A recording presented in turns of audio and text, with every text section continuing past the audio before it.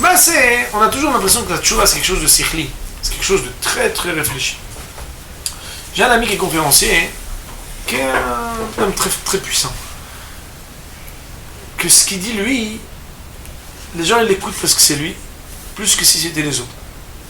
Une fois il était à un séminaire, et puis là-bas c'est des gens qui sont très Torah Mitzvot. Et puis on leur fait des cours avec des démonstrations, des trucs, et feu d'artifice, on va leur démontrer. Et il y en avait un, puisqu'ils viennent, ils ne sont pas obligés d'assister au cours. Il y en avait un vieux monsieur, il ne voulait jamais assister au cours.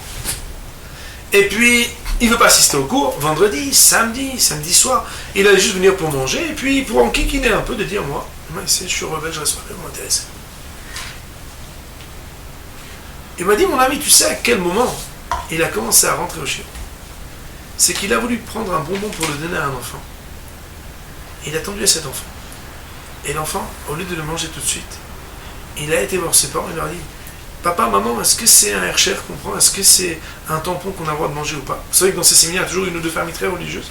Il a vu le petit garçon. Le petit garçon, il a eu feu vert ou pas feu vert de son père. En fonction de ça, il a fait la bracha avant de manger.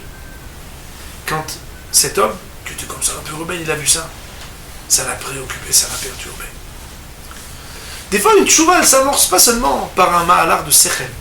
Parce qu'on sait que malheureusement, la tchouva, elle remet tellement en question l'existence, que parfois, la personne, elle s'est bien parée pour pouvoir rester avec une belle carapace et être intouchable.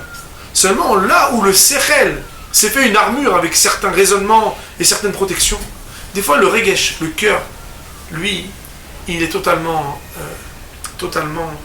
sensibilisé. Il faut savoir qu'il y a des gens qui, parfois, aussi, même quand ils ne veulent pas faire tchouva, moi, le maïs, je sais que plusieurs fois j'ai dit qu'il faut les emmener voir Talmid Chacham Gadol. Il ne faut pas leur parler. Ils rentrent des fois, et ils voient le visage, la hadrat panim d'un tzaddik, et des fois, ça fait quelque chose qui préoccupe, qui fait un zirzoua.